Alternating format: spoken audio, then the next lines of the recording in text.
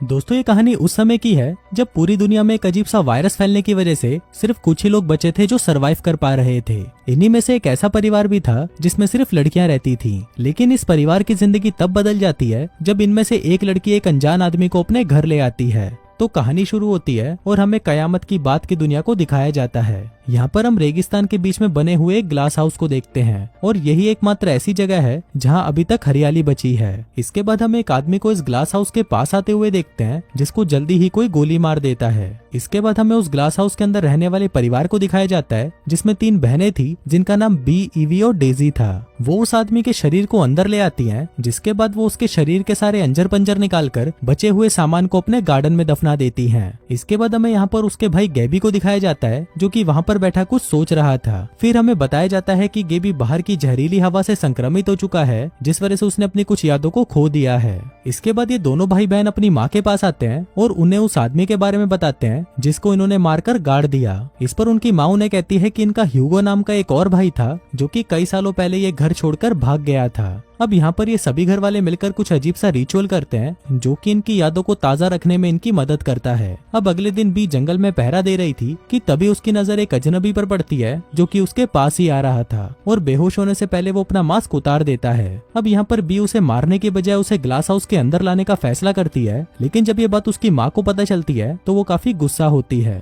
कहती है कि जल्दी ही इसको मारकर फेंक दो। लेकिन अब बी चाहती थी कि वो आदमी उनके साथ ही रहे क्योंकि वो लोग यहाँ पर काफी अकेला महसूस करते थे। अब क्योंकि उनकी माँ भी काफी सालों से यहाँ पर अकेली ही रह रही थी, इसलिए वो भी उस आदमी को यहाँ पर रखने के लिए मान जाती है। इसके बाद इनकी माँ इन्हें बताती है कि घायल आदमी के पैर पर कैसे टाँके लगाए जाते हैं। फिर उसी रात हम देखते हैं कि गेबी की माँ उसे बिस्तर पर बांध देती है क्योंकि उसे रात में बुरे सपने आते थे। लेकिन अगली सुबह जब गेबी की आंख खुलती है तो वो ये देखकर हैरान हो जाता है कि उसने अपना बिस्तर गीला कर दिया है। अब गेबी का ये काम तो रोज का बन चुका था, लेकिन उसकी गीली चादरें साफ करते करते उसकी बहनें काफी परेशान हो चुकी थी। फिर अगली सुबह वो तीनों अजनबी की पट्टियां बदलती हैं, जिस दौरान जब ईवी पानी लेने के लिए जाती है तभी बी उस आदमी को घूरने लगती है। कुछ देर बाद उस आदमी को भी होश आ जाता है और वो उससे पानी मांगता है। अब बी उसे पानी देती है और उसे कोई भी चालाकी ना करने को कहती है। वहीं जब माँ को पता चलता है कि वो आदमी जाग गया है तो वो उसके पास पूछताछ करने आती है। अब यहाँ पर उस आदमी को अपना नाम तो याद नहीं था, लेकिन वो कहता है कि मैं शहर से आया हूँ। वो बताता है कि बाहर सब कुछ तबाह हो चुका है और ज्यादातर लोग अपनी याददाश्त खोकर पागल हो चुके हैं। अब गेबी उस आदमी के आने से खुश नहीं था, लेकिन बी उसे यकीन दिलाती है कि वो आदमी बिल्कुल भी खतरनाक नहीं है। फिर अगले दिन माँ डेजी से कहती है कि तुमने 2 दिन पहले जिस आदमी को दफनाया था उसे बाहर निकालो और उसके शरीर को वार्निंग के रूप में घर के बाहर लटका दो। अब उनकी ये बात सुनकर वो अजनबी डर जाता है कि कहीं ये लोग उसे भी काटकर लटका ना दें। खैर अगले सीन में डेजी उस आदमी की बॉडी को चेतावनी के रूप में अपने घर के बाहर लटका देती है। इसके बाद बी उस आदमी से मिलने के लिए जाती है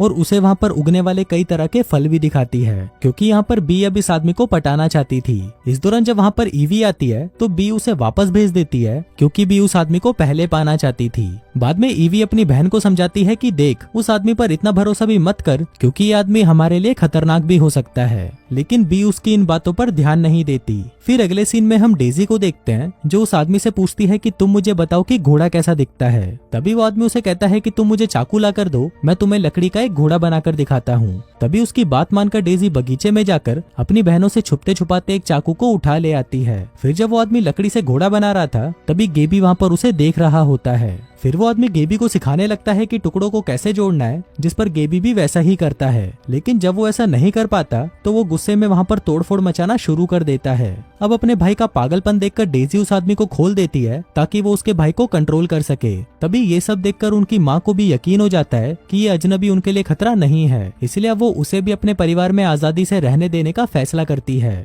फिर अगले सीन में हम देखते हैं कि रात हो जाती है और वो आदमी बी से मिलने उसके कमरे में जाता है, पर तभी बी उसे ह्यूगो कहकर बुलाती है। इस पर वो आदमी कहता है कि मैं ह्यूगो नहीं हो सकता क्योंकि मैं तुमको अपनी बहन नहीं मानता और न ही मैं तुम्हारे लिए ऐसा महसूस करता हूँ। फिर अगले दिन बी उस आदमी से ब्रश लाने को कहती है, जिसके बाद जब वो आदमी ब्रश लेने जाता है तो वो वहाँ पर ईवी को एक बॉक्स पकड़े हुए देखता है। अब ईवी यहाँ पर उस आदमी से काफी नाराज थी क्योंकि वो बाकी की दोनों बहनों के साथ तो काफी समय बिता रहा था, लेकिन उसने अब तक उससे बात तक नहीं की थी। फिर इसके बाद उनकी माँ उस आदमी से मिलने के लिए उसके पास आती है और वो उसे कहती है कि आदमी इतने शरीफ तो कभी नहीं होते, जरूर तुम कुछ न कुछ हमसे चाहते होगे। शायद तुम बी के साथ इंटीमेट होकर उसे प्रेग्नेंट करना चाहते हो। वो कहती है कि तुम चाहो तो उसके साथ इंटीमेट हो सकते हो, लेकिन याद रखना अगर तुम उसके साथ इंटीमेट हुए तो तुम्हें मेरे साथ भी इंटीमेट होना पड़ेगा। फिर अगले दिन हम ईवी को देखते हैं जो कि गार्डन में उस आदमी और अपनी बहन बी को इंटीमेट होते हुए देख लेती है। अब ये देखकर उसे अचानक से याद आता है कि उसने एक दिन बी को अपने भाई ह्यूगो के साथ भी इंटीमेट होते हुए देखा था, और यहीं से हमें पता चलता है कि बी उस आदमी को ह्यूगो क्यों बनाना चाह रही थी। तभी इंटीमेट होते हुए जब उस आदमी की नजर ईवी पर पड़ती है तो वो वहाँ से भाग जाती है। फिर बाद में वो आदमी ईवी के पास आता है और उसे बात करने की कोशिश करता है, लेकिन यहाँ पर ईवी उसे धमकाने लगती है कि मैं तेरी सारी चालें समझ रही हूँ, लेकिन याद रखना तुम मुझे कभी भी पा नहीं सकते।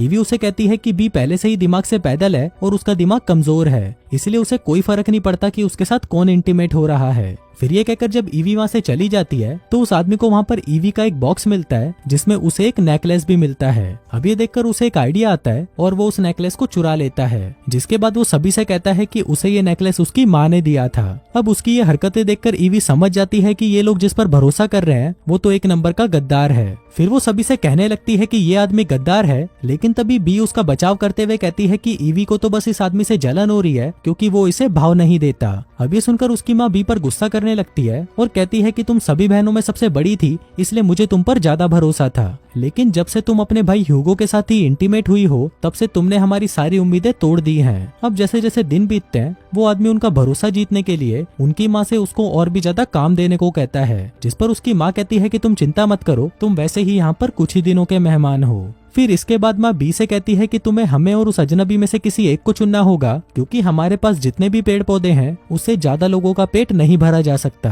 अब ये सुनकर बी परेशान हो जाती है क्योंकि वो उस आदमी को खोना नहीं चाहती थी, इसलिए वो उसे कहती है कि अगर तुम यहाँ से जाओगे तो मैं भी तुम्हारे साथ चलूंगी। इसके बाद हम गेबी को देखते हैं जो कि ईवी के बिस्तर पर चढ़कर उसके साथ इंटीमेट होने की कोशिश करता है, लेकिन ईवी उसे रोक देती है क्योंकि उसका ये सब करने का भी मूड नहीं था। फिर जब इस बारे में उस अजनबी को पता चलता है तो वो ईवी से कहता है कि तुम्हें अपने भाई की देखभाल करने की कोई जरूरत नहीं है क्योंकि अब वो दिमाग से पूरी तरह पैदल हो चुका है। इसके बाद वो उनकी माँ से मिलता है और उसे कहता है कि गेबी पागल होता जा रहा है, कल ही उसने अपनी बहन के साथ इंटीमेट होने की कोशिश करी थी, इसलिए तुम्हें मेरी जगह तो उसे बाहर भेजना चाहिए। लेकिन उसकी माँ अपने बेटे पर उस अजनबी से ज्यादा भरोसा करती थी, इसलिए वो उसकी बात नहीं सुनती। फिर कुछ देर बाद रात हो जाती है और वो अजनबी उनकी माँ से मिलने जाता है। उसकी माँ को लगता है कि शायद वो उसके साथ इंटीमेट होने आया है, लेकिन तभी वो आदमी उसकी माँ को पकड़ लेता है और उसका गला दबाकर उसे मार डालता है। इसके बाद वो आदमी उसकी बॉडी को गेबी के पास लाकर रख देता है, जिससे सभी को ये लगे कि गेबी ने ही अपनी माँ को मारा है। अब ये देखकर गेबी बहुत डर जाता है और वो उस आदमी पर हमला कर देता है। तभी उनकी आवाज सुनकर सभी बहनें वहाँ पर पहुँच जाती हैं और ये जानकर रोने लगती है कि उनकी माँ मर चुकी है। फिर जब सभी लड़कियां अपनी माँ का फ्यूनरल कर रही होती हैं, तो इसी दौरान वो आदमी गेबी को बांध देता है, जिसके बाद वो खिड़की खोल देता है ताकि गेबी अपनी सारी याददाश्त भूल जाए। वो उसे कहता है कि तुम्हें मैं ये याद रखने बिल्कुल भी नहीं दे सकता कि उस बुढ़िया को मैंने मारा था। फिर वो अजनबी उसे ये भी बताता है कि मुझ पर इस वायरस का कोई असर नहीं होता, इसलिए मैं अपनी याददाश्त नहीं भूल सकता। वहीं दूसरी तरफ बी उस बॉक्स को देखने लगती है और उसे ये देखकर वो टाइम याद आता है जब वो जंगल में पहरा दे रही थी। जब उसने देखा था कि उसके पास एक आदमी आ रहा है तो उसने उसे मार दिया था, लेकिन जब वो उसका चेहरा देखती है तो वो काफी डर जाती है क्योंकि वो तो उसका भाई ह्यूगो था। अब अपने भाई को मारने के दुख में बी इतनी ज्यादा पागल हो गई थी कि उसने अपने मास्क को भी उतार दिया था, जिससे उसकी सारी यादें मिट गई थी। फिर जब बी इस बारे में ईवी को बताती है तो ईवी उसे कहती है कि उसे इस बारे में पहले से ही पता था, लेकिन उसने अपनी बहन को बचाने के लिए ये राज राजी रखा। अभी सुनकर बी को बहुत ज्यादा दुख होता है और वो अपनी इस बुरी याद को भुलाने के लिए बाहर जाना चाहती है। ईवी उसे रोकने की बहुत कोशिश करती है, लेकिन बी उसकी एक नहीं सुनती।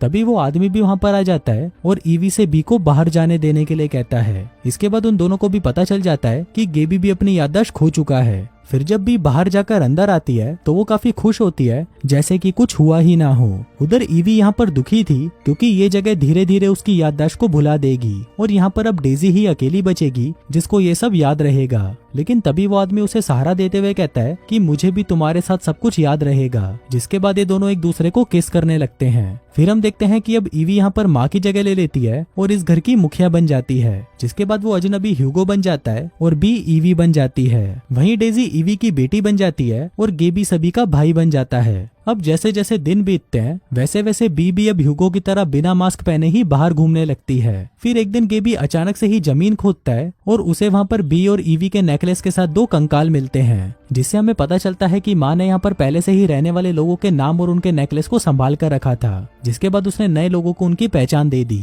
वहीं वो अजनबी भी चुपके से गेबी को देख रहा था और फिर जब वो देखता है कि एक आदमी उसके पास आ रहा है तो वो उस पर अपनी बंदूक तान देता है, लेकिन तभी वो अपना मन बदल लेता है और अपनी बंदूक को गेबी पर तान देता है, क्योंकि अब गेबी का दिमाग सड़ चुका था, इसलिए वो उसे मारकर इस नए आदमी को गेबी बनाना चाहता था। दरअसल दोस्तों उस फैमिली का एक रिवाज था कि यहाँ पर जो भी अपनी याददाश्त को भुला देता है उसे मारकर किसी नए आदमी को उसकी पहचान दे दी जाती है। और ये जो फैमिली रह रही थी ये भी कोई असली फैमिली नहीं थी, बल्कि यहाँ पर रहने वाले लोगों को उनके पिछले वाले लोगों की पहचान दी गई थी। बाकी दोस्तों आपको वीडियो कैसा लगा मुझे नीचे कमेंट करके जरूर बताना, और अगर आपको ये वीडियो अच्छा लगा हो तो प्लीज इस वीडियो को लाइक करके चैनल को सब्सक्राइब कर लेना। मैं मिलता हूँ आपसे अगले वीडियो में, तब तक के लिए बाय।